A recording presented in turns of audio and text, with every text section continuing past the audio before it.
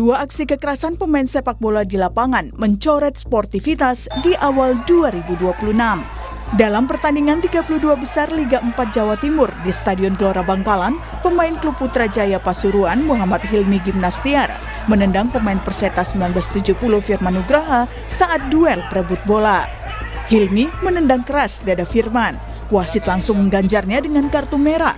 Usai pertandingan, Firman mengeluhkan sakit. Hasil pemeriksaan terdapat retak di dada.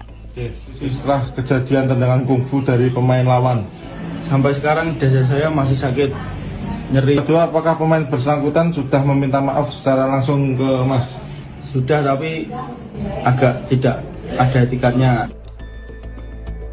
Usai kejadian ini, pemain Putrajaya Pasuruan Muhammad Hilmi Gimnastiar dipecat dari tim. Selain pemecatan dari klub, Hilmi juga mendapat sanksi berat dari Komisi Disiplin PSSI Jawa Timur. Dia dilarang bermain seumur hidup karena dianggap melakukan pelanggaran fatal dan berbahaya.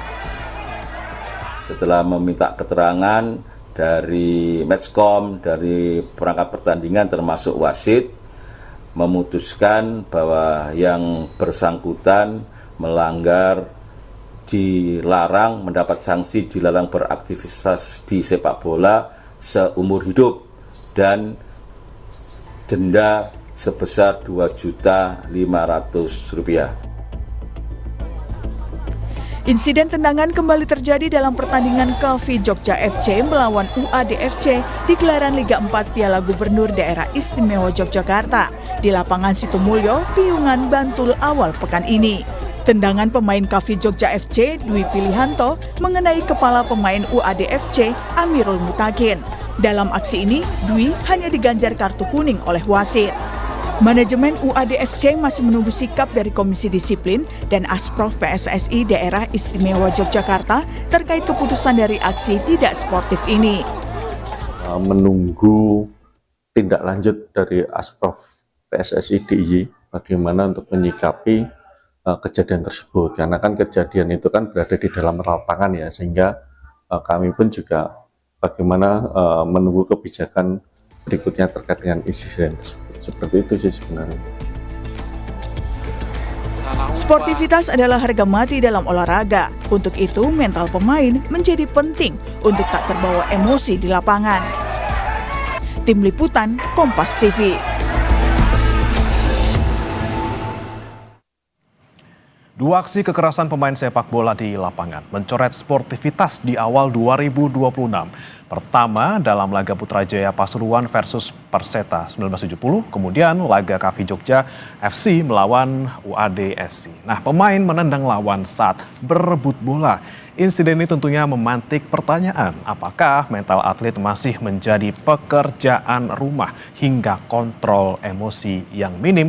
Bagaimana pula insiden memalukan ini menjadi pelajaran untuk perbaikan sepak bola di negeri ini? Kita akan bahas bersama dengan sejumlah narasumber. Ada yang bergabung melalui sambungan daring, Ketua Komite Disiplin PSSI Umar Hussein. Selamat pagi Pak Umar. Pagi Mas. Kemudian terima kasih Pak Umar sudah bergabung di Sapa Indonesia Pagi, dan juga di studio juga sudah hadir pengamat sepak bola Kesit Handoyo. Selamat pagi Bung Kesit. Selamat pagi Mas Bay. Baik, saya akan tanyakan ke Pak Umar terlebih dahulu terkait dengan dua kejadian yang beruntun dalam sepekan terakhir ini.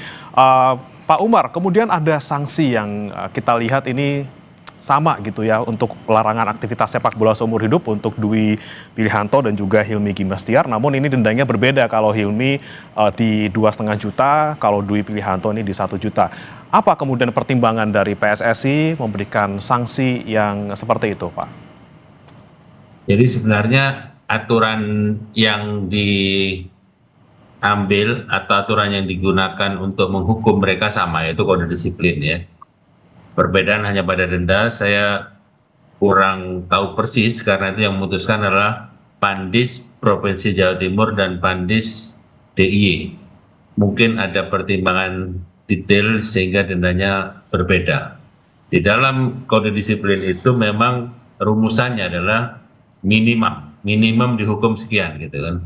Jadi sangat mungkin ada perubahan, mungkin ada pertimbangan-pertimbangan dari pelaku yang kemudian ada denda yang dikurangi, taruh dari segi denda. Tapi dari segi keseluruhan saya mengapresiasi putusan dari rekan-rekan Pandis baik yang di Jawa Timur maupun yang di Jogja, karena apa yang mereka lakukan itu sejalan dengan apa yang diinginkan oleh federasi secara umum, yaitu bagaimana kita menjaga marwah sepak bola kita menjadi sepak bola yang bermartabat dan sepak bola yang disegani oleh masyarakat, oleh masyarakat insan sepak bola baik di dalam maupun di luar. Kalau kita tidak bisa memberikan perlindungan terhadap sepak bola maupun atletnya, maka kita nanti akan dipandang sebelah mata oleh publik maupun oleh masyarakat bola internasional. Berarti sepenuhnya. Hukuman seumur Ya, silakan Pak. Ya, jadi untuk itu PSSI harus bisa memastikan sanksi yang konsisten di semua level kompetisi. Jadi putusan 2 yang kebetulan di level Liga 4 ini sebenarnya tujuannya adalah untuk menjadi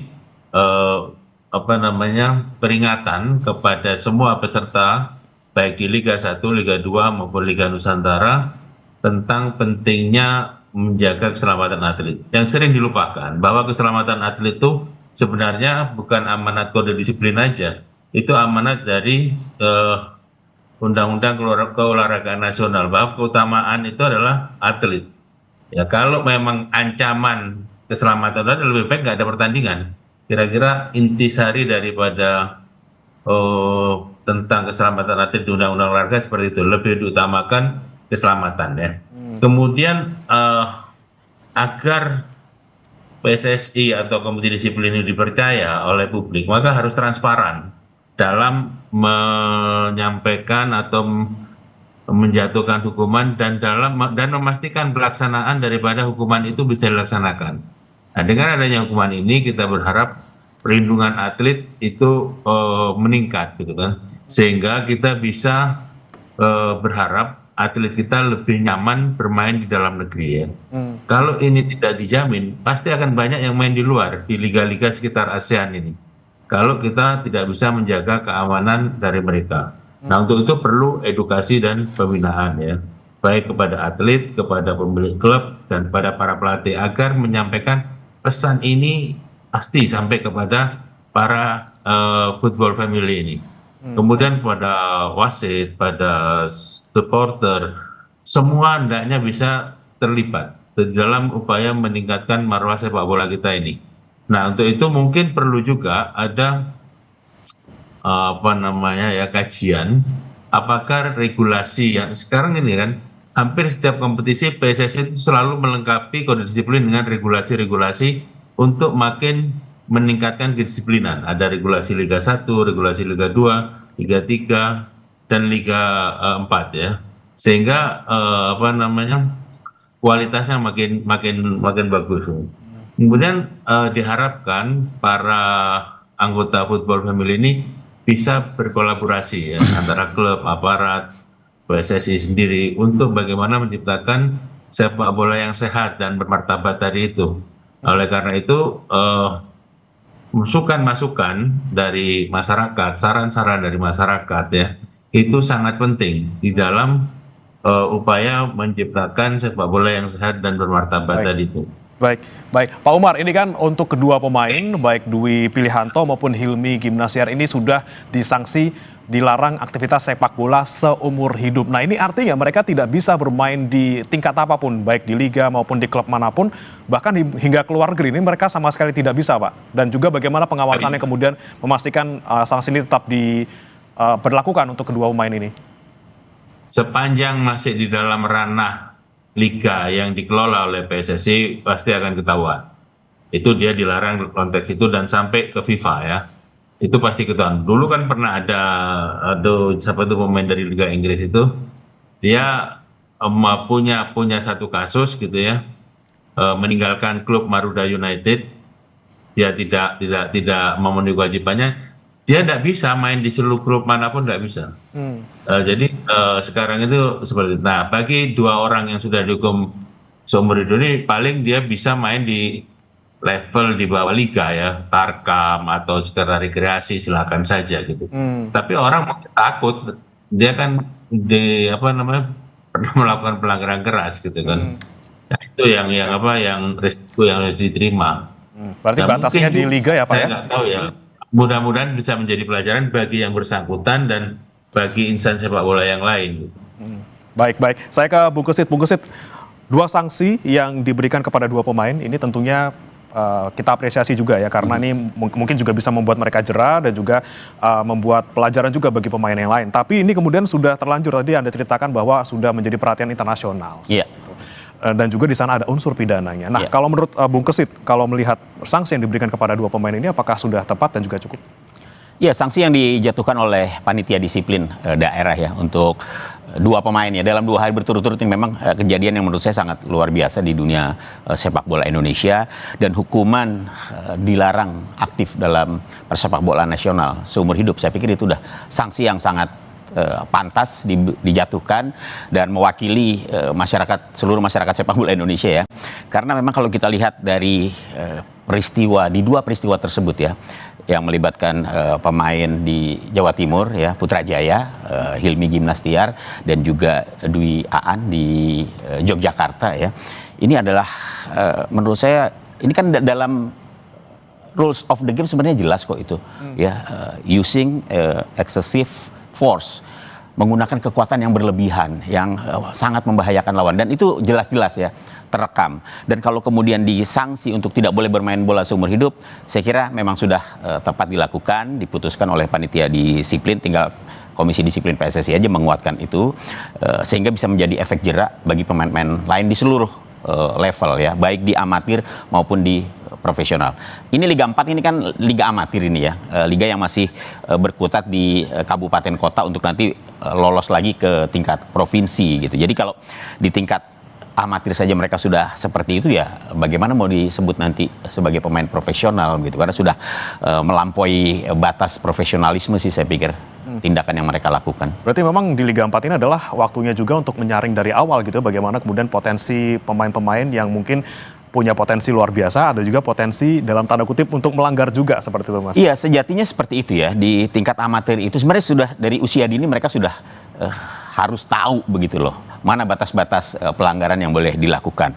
Kalau unsurnya kesengajaan, saya pikir tidak ada kompromi itu, dan red card ya, kartu kuning itu pantas diberikan. Cuma dalam kejadian kedua yang di Yogyakarta itu kan dia yellow card gitu ya. Wasit tidak memberikan sampai kartu merah seperti yang terjadi di Jawa Timur gitu. Ini juga menjadi tanda tanya gitu. Artinya bukan saja pemain yang harus tahu tentang rules of the game, tapi juga perangkat pertandingan pun juga harus tahu gitu, sehingga wasit memegang peranan penting juga dalam situasi-situasi yang sangat berbahaya seperti itu Mas. Nah, kemudian ini yang saya tanyakan ke Pak Umar terkait juga di kejadian di Jogja, di mana Dwi Aan ini tidak diberikan kartu merah tapi hanya kartu kuning. Seperti apa nih Pak Umar kalau untuk wasitnya sendiri, pengawasannya nanti? Itu kemarin beberapa kali saya sampaikan, beberapa faktor yang menyebabkan terjadinya kebrutalan di lapangan itu adalah faktor wasit. Jadi banyak sekali peristiwa-peristiwa pelanggaran yang masuk ke kami itu faktornya wasit. Kenapa? Orang nggak puas, terus kemudian pelampiasannya kepada lawan gitu kan. Main kasar, misalnya yang sering itu masalah offside, masalah penalti, masalah yang macam-macam pelanggaran yang mengecewakan. Atau yang paling ekstrem tentang gol dan tidak gol. Itu yang walaupun ada VAR, putusannya kan tetap di wasit gitu ya. Artinya di sini bukan kewenangan Komdis sebenarnya, ini kewenangan komite wasit. Komite wasit mesti tegas, bila sudah menemukan wasit yang tidak profesional, mesti diberi peringatan, sanksi untuk tidak memimpin pertandingan berapa kali gitu. Baru dia akan jera gitu kan. Nah kalau disanksi tapi masih diberi kesempatan, ya dia nggak akan jera-jera gitu. Nah seandainya kan nanti misalkan ada perubahan, kewenangan itu dipindah kepada Komdis, mungkin akan lain. Nah sekarang kan wasit itu kewenangan untuk mensanksi wasit itu ada di komite wasit, dan ini yang mesti didorong untuk terus melakukan pembinaan seperti itu. Sebenarnya langkah-langkah federasi sudah benar ya, ada beberapa wasit asing yang dimasukkan, dan itu memberikan pengaruh yang luar biasa. Tapi belum sampai ke level yang bawah seperti ini gitu ya. Nah bagaimana caranya agar wasit ini bisa lebih bekerja lebih baik. Tidak hanya wasit ya, tapi juga klub, masyarakat, dan lain sebagainya. Karena dalam penegakan sebuah aturan itu yang menjadi faktor kan ada beberapa. Satu, aturan itu sendiri memang harus baik, dan saya yakin apa yang ada di kode disiplin cukup baik karena itu berlaku di seluruh dunia. Kedua adalah aparatnya ini termasuk ada wasit, ada komite disiplin, ada federasi, dan lain sebagainya. Kemudian sarana dan prasarananya ya harus baik, stadionnya baik, kemudian perangkat-perangkat fisiknya juga baik. Yang keempat adalah masyarakat yang harus dilibatkan untuk penegakan disiplin ini. Apa yang menurut baik untuk masyarakat, aturan-aturan yang positif itu mesti diserap. Yang kelima, budaya. Kalau budayanya baik, maka orang untuk melakukan sebuah yang buruk itu malu gitu. Kita bisa bandingkan hal-hal ini dengan tempat lain gitu ya. 5 hal tadi itu bisa menjadi parameter gitu. Kita sudah pasti baik itu aturannya gitu ya. Yang lain-lainnya mungkin perlu ada peningkatan. Nah, untuk aturan ini tadi saya sampaikan sudah dilapis oleh regulasi-regulasi yang dibuat oleh federasi. Oke. Demikian. Oke, Pak Umar, kita bicara lagi soal sanksi yang diberikan kepada 2 pemain ini. Tentunya tidak menutup kemungkinan ada upaya banding yang dilakukan oleh 2 pemain ini. Apakah sudah ada informasi, Pak, untuk upaya banding dari kedua pemain dan juga nanti bagaimana untuk menghadapinya?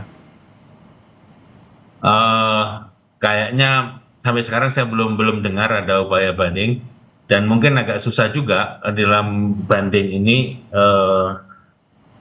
karena ada prasyarat untuk banding itu, misalkan dendanya harus sekian puluh juta rupiah gitu kan. Nah itu yang mungkin, tetapi mungkin juga kalau mau dilakukan terobosan, misalkan karena ini menyangkut nasib dia di dalam kehidupan yang cukup panjang gitu ya, mungkin bisa dipertimbangkan oleh komite banding untuk menerima dulu putusannya. Saya nggak tahu gitu. Tapi ada juga nanti kemungkinan Pak Umar, ada juga upaya pidana mungkin yang diajukan oleh korbannya, seperti itu? Nah ini kemarin diskusi ini menarik ya, apakah hukum olahraga itu mereduksi hukum pidana umum gitu kan. Nah seharusnya memang ada batasan-batasan yang jelas ya. Kalau kita bicara yang sederhana, misalkan ada tindakan-tindakan yang menurut hukum pidana dilarang, misalkan pemukulan. Tapi kan ada olahraga yang memang tugasnya mukul, bela diri. Ya, tapi itu kan masuk dalam kekhususan hukum olahraga. Tetapi di dalam hukum pidana itu tidak ada batasan tempat orang untuk tidak dikenai hukum, misalkan, ya kan? Ada tindak pidana dilakukan di stadion, sepanjang bisa dibuktikan itu memang tidak pidana yang disengaja, ya bisa gitu. Misalkan atlet melakukan transaksi narkoba atau menggunakan narkoba dan lain sebagainya, atau menciderai orang lain secara langsung. Nah tinggal masalah pembuktiannya bisa mengungkap itu apa tidak gitu kan. Tapi kalau sebatas apa yang sudah diatur oleh rule of the game itu nggak bisa disentuh oleh pidana. Tapi kalau itu kesengajaan, dari prinsipnya bagi penyidik itu tidak ada tempat yang tidak bisa dimasuki penyidik. Demikian. Oke, baik. Ini pertanyaan yang serupa juga saya tanyakan ke Bung Kesit terkait tadi kemungkinan adanya banding dan juga justru nanti melebar untuk urusan pidananya jika dilaporkan oleh korban. Nah, Anda melihatnya seperti apa? Ataukah juga ini pernah sempat terjadi juga di beberapa pertandingan sebelumnya? Kalau banding itu di dalam aturannya sih memang ada ya. Jadi setiap hukuman yang dijatuhkan oleh komisi disiplin memang di situ ada aturan bahwa dia boleh melakukan banding. Tapi apakah banding itu kemudian diterima atau tidak itu menjadi wewenangnya dari komite banding ya. Tapi kalau saya lihat dari masalah ini ya mudah-mudahan sih boleh-boleh aja bandingnya diterima gitu. Tapi kemudian putusannya tetap gitu, tidak malah dikuatkan begitu ya. Karena menurut saya begini, pemain-pemain yang bertingkah pola seperti ini yang membahayakan pemain lawan itu menurut saya sudah nggak ada tempat lah di sepak bola begitu. Masih banyak kok pemain-pemain lain yang punya tingkah laku baik di lapangan begitu. Jadi untuk hal-hal yang seperti ini saya kira sudah selesai lah. Dia suruh pilih cabang olahraga lain aja lah gitu kan.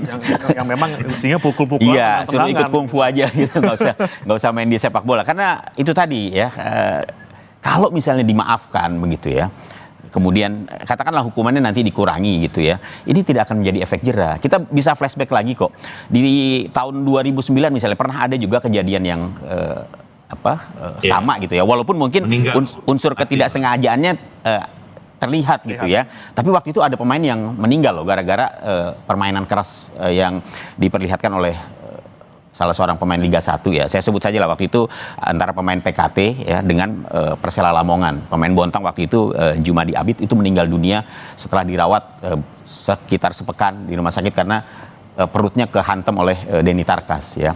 Kemudian juga ada di Riau ya tahun 2013 itu penjaga gawang ya dari kalau nggak salah Persiraja, pemain Persiraja itu juga pernah ada yang meninggal karena kehantam juga oleh pemain lawan, tapi waktu itu hukumannya tidak sampai seumur hidup ya, pelakunya hanya dihukum sekitar 5 sampai 6 bulan waktu itu, kemudian dia bisa aktif lagi di sepak bola nasional. Tapi ada juga kejadian ketika misalnya dulu ada pemain dari Persiwa Waropen ya waktu itu ya, kalau nggak salah saya ingat, itu memukul wasit sampai babak belur, itu dihukum seumur hidup. Ya, tapi kemudian dia melakukan banding, kemudian diterima bandingnya, hanya dihukum menjadi 1 tahun begitu ya. Ini menurut saya tidak menimbulkan efek jera. Tapi ketika pemain seperti yang terjadi di Jawa Timur dan di Jogja dihukum seumur hidup, saya pikir ini sudah pas gitu ya. Jangan sampai kemudian bandingnya diterima lah. Ini nggak bagus gitu buat iklim sepak bola Indonesia, karena bagaimana kemudian nanti pemain muda yang melihat kejadian-kejadian seperti ini, kemudian pemainnya setelah itu dibebaskan begitu ya, dihukumnya hanya sebentar gitu. Nanti jadi apa ya? Bisa jadi ikut-ikut gitu, nggak apa-apa. Nanti juga dihukum paling sebentar, habis itu main lagi gitu ya. Saya pikir ini nggak bagus. Kalau kemudian ke ranah pidana, saya pikir itu haknya dari si korban. Kalau pemain itu, si korban itu ingin melanjutkan ke ranah pidana, saya pikir dia juga punya hak untuk bisa melakukan itu. Karena lagi-lagi di luar permainan ataupun di dalam permainan, hukum pidana tadi tidak melihat di mana tempatnya. Gitu. Karena gini, kasus ini ya tadi saya sempat melihat pagi tadi, ini juga sudah di-up oleh media terbesar media olahraga terbesar di dunia loh, di Eropa, La Gazzetta dello Sport di Italia, itu juga sudah meng-up video yang terjadi di Jawa Timur yang dilakukan oleh Hilmi Gimnastiar. Artinya kejadian ini betul-betul mendapatkan perhatian dunia internasional, khususnya di masyarakat sepak bola internasional. Oke, ini dia nih Pak Umar yang menjadi keprihatinan kita juga sudah sampai ke internasional. Nah, bagaimana kemudian pertanyaannya mulai dari Liga 4 ini, liga yang mungkin kita lihat tidak terlalu tinggi, masih liga di awal-awal seperti itu. Bagaimana sebenarnya edukasi yang dilakukan ataupun yang diberikan kepada para pemain ini, kemudian juga bagaimana pengaturan emosi mereka di lapangan seperti itu, Pak? Baik, kita ini ada beberapa orang yang ingin memang dari dulu federasi itu melakukan beberapa tindakan proaktif ya, yang memang itu bukan kewajiban, tetapi menurut saya secara moral memang harus dilakukan. Misalkan dengan kejadian ini mau tidak mau sudah harus dilakukan penyuluhan atau upgrading kepada insan sepak bola atau football family, baik terutama pemilik klub dan pelatih, wasit ya kan, untuk kemudian mereka nanti menyampaikan kepada jajarannya pemain dan lain sebagainya, di mana dalam workshop itu dijelaskan tentang aturan main, tentang hal-hal yang dilarang, tentang banyak hal untuk meningkatkan kualitas sepak bola itu sendiri ya. Satu, workshop tentang fair play, kemudian pelatihan wasit official ya, kemudian edukasi tentang hukum olahraga kan, kemudian kampanye publik, kemudian juga pembinaan usia dini. Nah, untuk itu memang bukan tugas Komdis, tapi kira-kira orang-orang kayak Bung Kesit ini bisa menyampaikan kepada federasi. Misalkan kita merekomendasikan ya, dibuat modul tentang sportivitas dan etika olahraga seperti buku saku, yang itu bisa dibawa oleh banyak pemain sehingga dia bisa sering membuka buku-buku itu ya. Kemudian ada simulasi-simulasi, kemudian melibatkan juga mantan-mantan legenda sepak bola kita untuk memberikan penyuluhan, kemudian mengundang orang-orang yang punya pengalaman, pengetahuan, kalau perlu perangkat pertandingan yang berlisensi FIFA untuk menyampaikan atau membagi pengetahuannya kan, termasuk kalau perlu Jarang ini begini, seperti terkoneksi ya. Apa-apa yang ada di luar dan di kita ini semua terkoneksi. Termasuk perilaku supporter pun itu kita itu banyak meniru dari luar gitu kan. Bahkan seperti ada komunitasnya gitu. Jadi mau tidak mau kita ini harus memantau, melihat apa yang menjadi tren global dalam sepak bola ini untuk kita ambil yang baik dan kita bisa memberikannya kepada masyarakat, terutama atlet ya, hal-hal yang positif. Apa tren positif di luar masalah teknis tentunya. Hal-hal yang negatif itu yang mesti diedukasikan ke masyarakat gitu ya.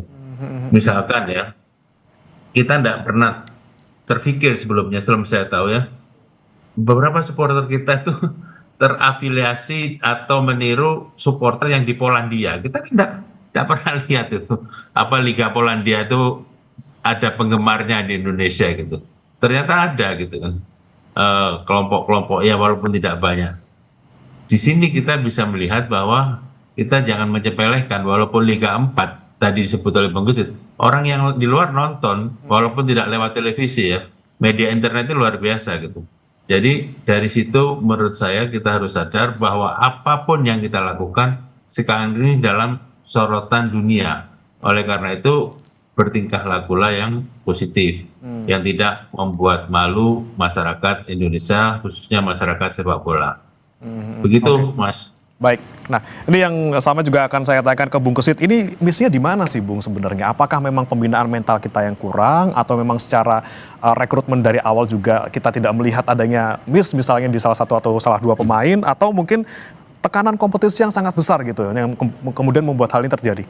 Ya, seperti yang disampaikan oleh Pak Umar tadi ya, sebenarnya terkait dengan rules of the game, bagaimana kemudian sepak bola itu diajarkan sejak dini. Ini sebenarnya menjadi tugas klub ya, tugas klub untuk bagaimana kemudian menciptakan, melahirkan pemain yang memang punya attitude yang bagus ya, punya tingkah pola yang sportif, fair play, sportivitas itu nafas utama begitu ya dalam olahraga. Jadi saya kira sejak kecil harus sudah ditanamkan seperti itu. Ketika ada hal-hal negatif yang diperlihatkan oleh pemain didikannya, itu harus segera diedukasi ya, bahwa ini tidak boleh ya, segala sesuatu yang terkait dengan pelanggaran dalam sepak bola itu kan harus terus ditanamkan, harus terus diajarkan. Tapi kalau dalam usia di mana dia sudah begitu dewasa ya, katakanlah usianya sudah U17 ya, itu seharusnya sudah paham betul begitu, mana yang tidak boleh, mana yang boleh begitu. Nah, dalam situasi seperti yang kita lihat dalam 2 hari terakhir di Liga 4 ya, itu kan menurut saya sudah dewasa semua gitu. Jadi kalau mereka saja melakukan seperti itu, berarti sejak kecil saya ragu gitu apakah dia betul-betul paham arti sebuah fair play, arti sebuah sportivitas dalam pertandingan sepak bola. Jadi peraturan-peraturan itu juga harus diinformasikan kepada para pemain ya. Tugas pelatih ya, tugas klub, tugas pembina di seluruh akar rumput untuk menanamkan bagaimana kemudian sportivitas itu bisa diterapkan dalam sepak bola. Lagi-lagi dari mulai dini gitu ya, dari paling awal. Betul, bahwa ada tekanan dalam sebuah pertandingan, dalam kompetisi itu iya pasti gitu ya. Namanya juga kompetisi, persaingan pasti ada.